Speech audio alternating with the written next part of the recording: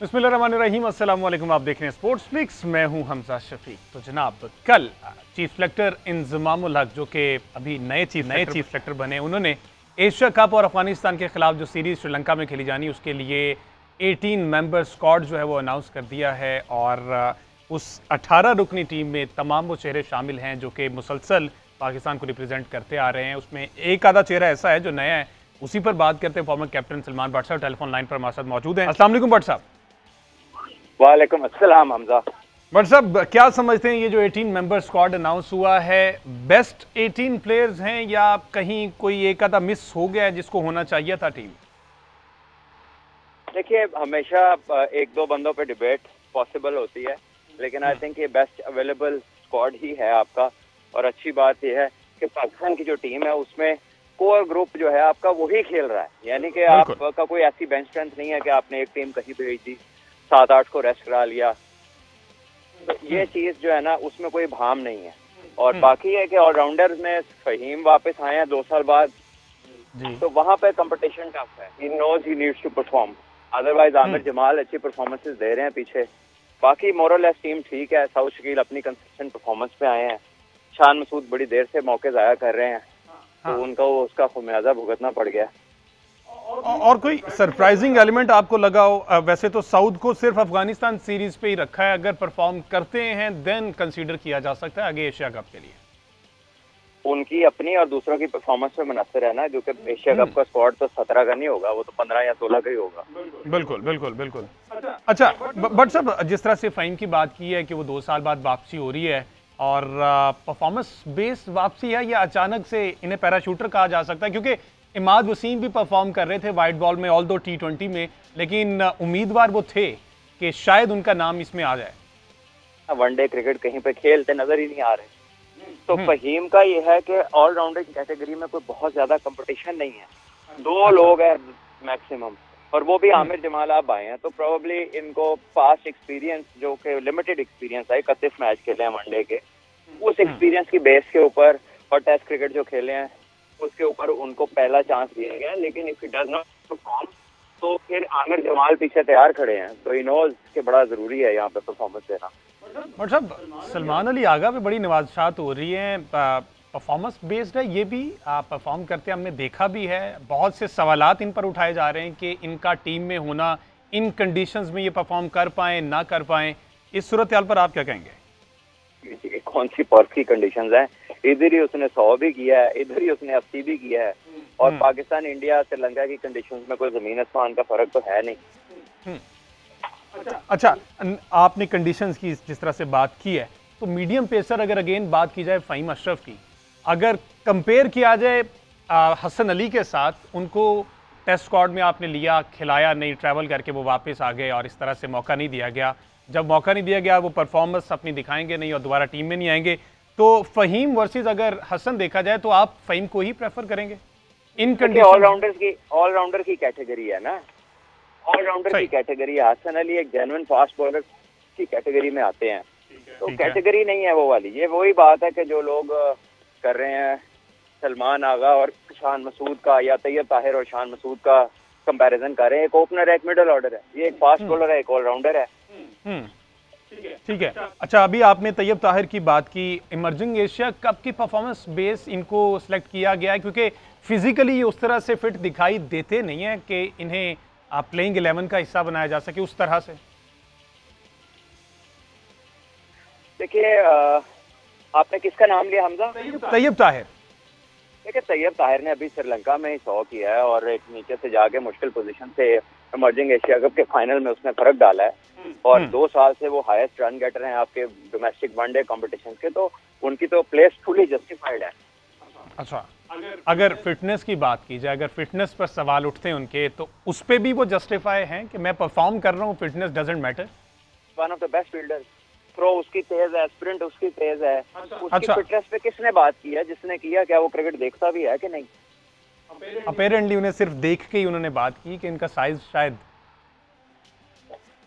नहीं। ये तो फिर एक इनकॉम्पिटेंस की इंतहा है ना, कि आप साइज देख के डिसाइड कर लें। जब तक आप एजिलिटी, फिटनेस टेस्ट, एक बंदा 100 पे 100 कर रहा है, सीजन टॉप कर रहा है, बाहर बैठ नहीं रहा, फील्डिंग अच्छी कर रहा है, तो वो फिट नहीं है तो कैसे कर रहा है? बिल्कुल ठीक जी। उसामा मीर का जी नाम सामने आया है। उसामा मीर इन कंडीशंस में फ्रेंडली कंडीशन है स्पिनर के लिए, और ये भी एज ऑलराउंडर इन्हें कंसीडर किया गया है। देखिए, ऑलराउंडर तो नहीं, पाकिस्तान के लेग स्पिनर्स में है। Is person who can also bat very usefully और यूजफुल इनिंग्स खेल सकते हैं, और आई थिंक बेहतरीन लेग स्पिनर है और आजकल बड़ी अच्छी फॉर्म में है। तो उस फॉर्म और उस कंसिस्टेंसी के मद्देनजर ही ये उन्हें चांस मिल रहा है। तो आई गेस ये बड़ी अच्छी एडिशन है, और ये एक ऐसी जगह है जहाँ पे स्पिन डोमिनेटेड पिचेस मिलेंगी हमें। अच्छा, अगेन एक आपका मोस्ट फेवरेट टॉपिक है जिस पर आप बात करना पसंद नहीं करते। दोबारा से प्रेस कॉन्फ्रेंस में बाबर आजम की कप्तानी पे सवाल उठाया गया। इंजमामुल हक ने कहा कि मैं ये प्रेफर करता हूं कि जो टेस्ट खेल रहा है, तीनों फॉर्मेट खेल रहा है, उसे तीनों फॉर्मेट का ही कैप्टन होना चाहिए। अगर वो कैप्टन नहीं खेल रहा है एक आधा फॉर्मेट तो फिर आप उसे मिस करा सकते हैं, लेकिन बार बार सवाल किया गया कि बाबर ही क्यों। क्या जवाब देंगे आप इस पे? वो आपका नंबर 1 प्लेयर है, क्योंकि आप उसके अंडर जीत रहे हैं, सिंपल एज दैट। अगर ये किसी को सुनाई नहीं देता तो ठीक है, वो सवाल करता है, इसमें क्या फर्क पड़ता है। कहते हैं बड़े अरसे से वाइस कैप्टन आपने रखा हुआ है, शादाब को उसको मौका नहीं दे रहे, आप T20 में भी नहीं दे रहे कि वो कप्तानी करें। अभी तो वो अफगानिस्तान टूर पे कैप्टन थे, जो आप अफगानिस्तान से सीरीज आ रहे हैं भूल गए, और परफॉर्मेंस हमारे सामने है। यही तो मैं कह रहा हूँ कि जो सवालात लोग कर रहे हैं, क्या वो टीवी भी देख रहे हैं, क्रिकेट भी देख रहे हैं जो हालिया हो रही है। अच्छा बट साहब, प्लेइंग 11 में 3 फास्ट बॉलर जरा समझते हैं, शाहीन, हारिस और नसीम ही फिक्स है, वसीम जूनियर की जगह बनती दिखाई दे रही है। देखिए, बनेगी, जाहिर है आप अपने फास्ट बॉलर्स को जो है वो बीच में रेस्ट भी देखेंगे।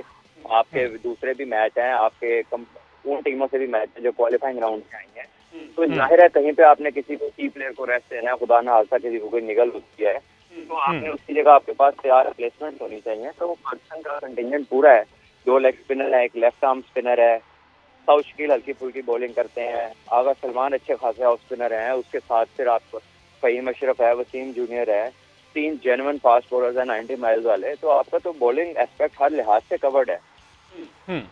और अगर प्लेइंग 11 आप बनाते हैं तो 3-2 से जाएंगे इस सीरीज के लिए, अगर अफगानिस्तान के लिए देखा जाए ट्रायल बेसिस? देखिए, वो पिच डिपेंडेंट है, वो पिच डिपेंडेंट है, यूजुअली जो कंडीशंस हैं उसके अकॉर्डिंग। जी बिल्कुल, ऑफ कोर्स 3-2 से जी, जो श्रीलंका की कंडीशंस हैं। अच्छा जी, जो हमारा कोचिंग स्टाफ है बिलाखिर पाकिस्तान आने की तैयारी कर ली। मोर्ने मॉर्कल फिर भी उन्हें श्रीलंका में ही ज्वाइन करेंगे। बाकी जो हेड कोच हैं और डायरेक्टर साहब हैं वो कह रहे हैं, सुनने में आ रहा है कि वो पाकिस्तान तशरीफ़ ला रहे हैं और यहाँ से ट्रैवल करेंगे दोबारा श्रीलंका। तो यहाँ पर जो अगर कैंप लगता है तो हेल्पफुल रहेगी जो उनकी मौजूदगी, या सेम वही ऑनलाइन सिस्टम ही कामयाब हो सकता है? देखिए, तो डिपेंड करता है ना कि वो आते हैं या वो ऑनलाइन ही आते हैं काम को, और उनकी काउंटी सीजन तो बस अभी थोड़े अर्से में ख़त्म हो जाएगा। बट इट डिपेंड कि पाकिस्तान के साथ उनका मुआहदा क्या है, कहाँ कहाँ प्रेजेंट होना है, कहाँ नहीं होना। इट ऑल डिपेंड्स, हमारे सामने तो कोई पेपर वर्क नहीं है। अगेन जी, बात वही है वर्ल्ड कप के हवाले से कि 9 मुकाबले ऐसे हैं जो रीशेड्यूल कर दिए गए हैं। अगेन मैं तो वही कहूँगा कि पैसा बोलता है। आईसीसी हाथ खड़े कर गया इंडिया के सामने कि ठीक है आपके इवेंट्स हैं, उन इवेंट्स को मद्देनजर रखते हुए हम पूरा शेड्यूल चेंज कर देते हैं। पाकिस्तान के जहां पर गैप आ रहे थे मैचेस में, रेस्ट मिल रहा था, प्रैक्टिस के मौके ज़्यादा मिल रहे थे, अब वो दिन मजीद कम कर दिए गए हैं। तो इससे आप समझते हैं कि कोई इफेक्ट पड़ेगा?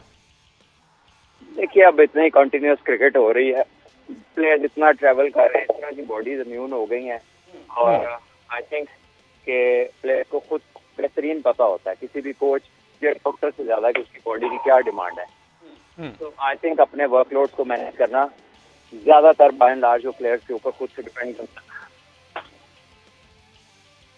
ठीक है, चलें, ये तो अब बात होगी जी। पाकिस्तान के 3 जो मैचेस हैं वो उनको रीशेड्यूल कर दिया गया, और जिस तरह से जिस सिटीज़ में मसले मसाइल थे और पाकिस्तान की टीम को सिक्योरिटी प्रोवाइड करने पर तो ऑलरेडी इंडियन गवर्नमेंट जो है और इंडियन ऑफिशियल्स जो हैं वो हाथ खड़े कर चुके कि हम फुल प्रूफ सिक्योरिटी नहीं दे सके।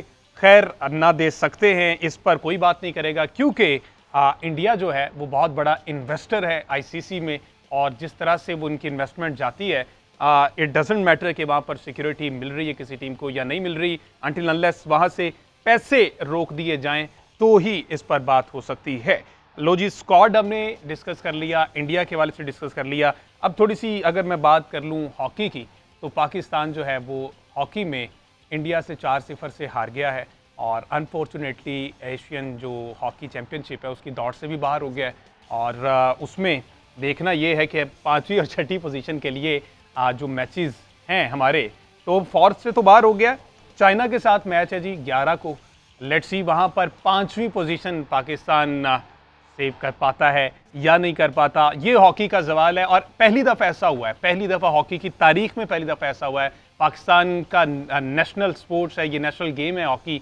इसमें पहली दफ़ा ऐसा हुआ कि पाकिस्तान एशियन हॉकी चैंपियनशिप की ट्रॉफी की दौड़ से बाहर हुआ। इससे पहले रनर अप रहे हैं, जीते हैं। अगर head to head India Pakistan की बात की जाए तो 83 मैचेस पाकिस्तान ने जीते हैं, 63 मैचेस इंडिया ने जीते हैं। तो हेड टू हेड जो है वो पाकिस्तान तगड़ा दिखाई दे रहा था। और चूंकि हम वर्ल्ड चैंपियन भी रह चुके हैं, लेकिन इंडिया ने चूंकि इस पर इन्वेस्ट किया, हॉकी पर मेहनत की, और पाकिस्तान जो है वो दिन ब दिन जवाल की तरफ जा रहा है। देखते हैं जी कल जिस तरह से पाकिस्तान 4-0 से ये मैच हारा है, फिर उस पर बात करें। नेशनल जो हमारी गेम है उसका ये हाल है। ऑल्दो अगर टोटल 4 मैचेस खेलें, 2 ड्रा हुए, 1 पाकिस्तान मलेशिया से मैच हारा और 1 जो है अब वो हम इंडिया से हार गए 4-0 से।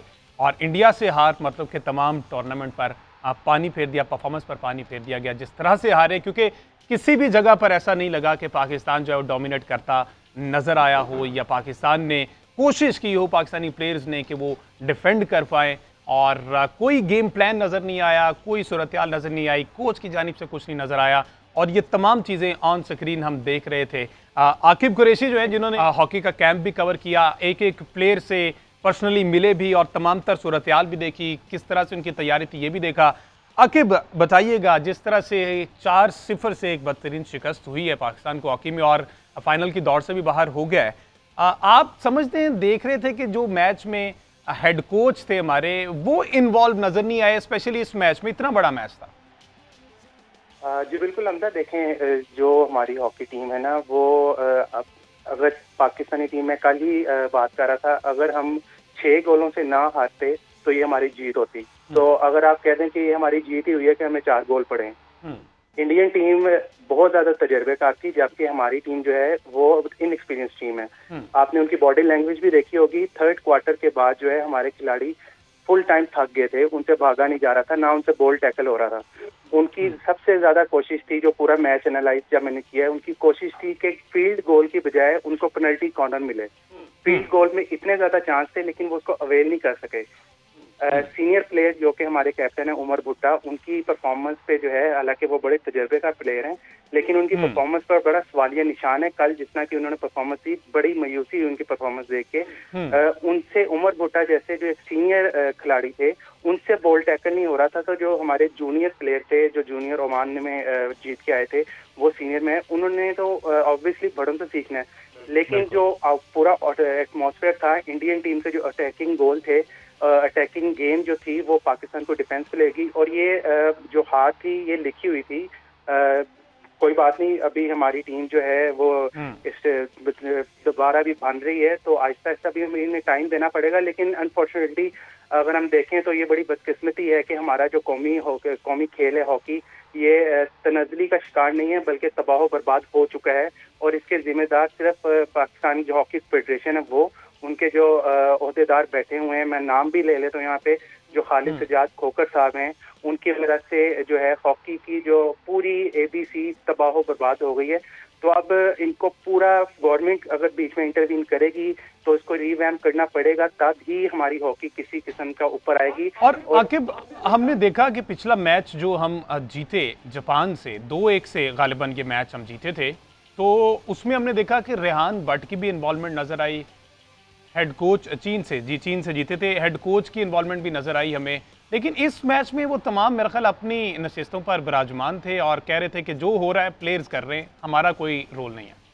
देखें, जब मैं कैंप यहाँ पे कवर कर रहा था तो मैंने हेड कोच से स्पेशल बात की थी। मैंने कहा हम इंडिया की सरजमीन पर हरा सकते हैं। तो जो हमारे हेड कोच है रेहान भट्ट और मोहम्मद सकलैन, जो कि लेजेंड्स हैं, उन्होंने इंडिया की सरजमीन पर हराया भी हुआ है। जब उनका इंटरव्यू किया, उनसे पूछा कि हमारी टीम में इतनी एबिलिटी है, तो उनका यही कहना था कि हमारी कोशिश होगी कि हम इंडिया को टफ टाइम दें। इसका मतलब वो उनका माइंडसेट ही नहीं था कि हम इंडिया को हरा सकते हैं। उनका माइंडसेट जस्ट ये था कि हम उनको टफ टाइम देंगे। तो अनफॉर्चुनेटली वो टफ टाइम देने में भी हम नाकाम रहे हैं। ठीक है। बिल्कुल। वो हम टफ टाइम भी नहीं दे सके। जिस तरह की उन्होंने हॉकी खेली है इंडियन ने, बड़े प्यार से गली मोहल्ले की टीम समझ के हमें उन्होंने 4 गोल मारे हैं। तो हमारी फिजिकल जो है प्रैक्टिस जो है वो बिल्कुल जीरो थी। इधर जब कैंप लगा हुआ था खिलाड़ी खूब जान मार रहे थे, लेकिन वो इंटरनेशनल लेवल पे जो है वो ट्रेनिंग नहीं थी, इंटरनेशनल लेवल पे कैंप नहीं था। खिलाड़ी आपस में ही खेल रहे थे। आपस में खेलने से कुछ और मसला होता है। जब आप इंटरनेशनल लेवल पे जाते हैं वहाँ पे आपको इंटरनेशनल टीमों के साथ कम्पीट करना पड़ता है, और जब वो इंटरनेशनल टीम्स होती हैं वो अच्छे लेवल पे अच्छे बुनियादों पर जो है वो खेलते हैं, और उनके जो प्लेयर्स हैं वो भी बड़े एक्टिव होते हैं। और इस तमाम तर सूरत-ए-हाल पर अगर कोचिंग स्टाफ से बात की जाए तो यकीनी तौर पे यही देंगे कि रिसोर्सेज की कमी है पाकिस्तान में, उस तरह से तवज्जो नहीं दी जा रही जिस तरह से इंडिया में इन्वेस्टमेंट हो रही है हॉकी पे, ना सिर्फ हॉकी बल्कि तमाम गेम्स पर। देखें, रिसोर्सेज तो ऑब्वियसली हॉकी के पास नहीं है। मैंने आपको नाम भी ले लिया, जो खालिद सजाद खोखर साहब हैं, वो हॉकी पर बराजमान है, वो सीट छोड़ने का नाम नहीं ले रहे। तो ऑब्वियसली रिसोर्सेज तो नहीं है हमारे पास, लेकिन अनफॉर्चुनेटली ये भी हमें देखने को मिलता है हॉकी में जब 6 महीने के बाद रिवैम्प होता है, कोई नया प्लेयर आ जाता है, कोई पुराने प्लेयर को दोबारा ले आते हैं, फिर एक नए प्लेयर को दोबारा ले आते हैं, और हमें जो है वो सुहाने ख्वाब दिखाए जाते हैं अवाम को कि हमारा कौमी खेल जो है वो ऊपर जाएगा, बड़ा ऊपर जाएगा और इंडिया को हम हरा देंगे, इंटरनेशनल लेवल पे कम्पीट करेंगे। लेकिन ऐसा कुछ नहीं होता। जब आपके प्लेयर्स के पास इतनी एबिलिटी नहीं है, आप अपने प्लेयर्स को वो फैसिलिटीज नहीं दे सकते जो कि इंटरनेशनल टीम्स दे रही हैं, तो आप उनसे वो रिजल्ट भी एक्सेप्ट ना करें कि उस तरह के वो रिजल्ट देंगे। जो हमारे जूनियर प्लेयर हैं आप देख लें, उसमें से हनान था, एक अब्दुल हैदर था, उन्होंने बड़ी बेहतरीन परफॉर्मेंस दी है, लेकिन उनका भी इंटरनेशनल लेवल पे एक्सपोजर इतना नहीं है कि वो इंडिया जैसी टीम का मुकाबला कर सकें, वो भी उनके होम ग्राउंड पर, जहां पर पूरा क्राउड जो है वो इंडिया के नारे लगा रहा था, पाकिस्तान को बकअप वहां पे कोई भी नहीं कर रहा था, क्योंकि चेन्नई में मैच हो रहा था। चेन्नई में मुस्लिम कम्युनिटी बहुत कम है। जब हमने कल आवाज ऊंची करके भी देखा तो हमें सिर्फ अपने कोचिज की तरफ से बकअप की आवाजें आ रही थी, अदरवाइज पूरे जो ग्राउंड में जो है वो इंडिया की टीम को सपोर्ट थी, और यकीनन उनका होम ग्राउंड था, उनको मिलनी भी चाहिए। तो बड़ी बदकिस्मती की बात है कि हम एशियन चैंपियन। तो आकिब, अगर इस कंडीशंस की बात की जाए, ये ऑस्ट्रोटर्फ जो यहाँ पर यूज़ हो रही है पाकिस्तान में जो मौजूद हैं, अवेलेबल हैं, ये फैसिलिटीज़ करीब करीब हैं, पाकिस्तानी प्लेयर्स ने इन कंडीशंस पर की है? देखें हमजा, जो एस्ट्रोटर्फ है उसमें तो पाकिस्तान में और इंटरनेशनल लेवल पे ज़मीन आसमान का फ़र्क है। इस वक्त जो नेशनल हॉकी स्टेडियम में जो है नया एस्ट्रोटर्फ बिछाने का जो है वो पूरा ऑलमोस्ट प्लान मुकम्मल हो चुका है, बल्कि बिछाई भी जा चुकी है। 1 हफ्ते के अंदर या 1.5 हफ्ते के अंदर जो है वो वजीर खेल वहाब रियाज उसका बाकायदा इब्तिदा वो ओपनिंग भी करेंगे। लेकिन आपको एस्ट्रोटर्फ ने, आपको इंस्ट्रूमेंट ने, आपको गैजेट्स ने, आपको इंस्टॉलमेंट्स ने मैचेस नहीं जितवाने होते। आपको जितवाने हैं आपकी स्किल्स ने, आपकी एबिलिटी ने, आपके प्लेयर्स ने, आपके माइंडसेट ने। अगर आपका माइंडसेट ये होगा कि हमने इंडिया को टफ टाइम देना है, तो फिर आप सिर्फ टफ टाइम तक ही महदूद रहेंगे, उनको हरा नहीं सकते। चाहे आप में जितनी मर्जी एबिलिटी हो, जितनी मर्जी स्किल्स हो, आपने अगर माइंडसेट ही अपना बना लिया कि मैंने सिर्फ टफ टाइम देना है, तो फिर आप टफ टाइम के मुताबिक उसके मुताबिक ही जो है गेम करते हैं। ठीक है जी, ये लम्हा फिक्रिया है जी नेशनल गेम के साथ इस तरह, और जो हुकाम बाला वहाँ बैठे हैं उनको सोचना चाहिए और हॉकी की बेहतरी के लिए काम करना चाहिए। आज के शो से इतना।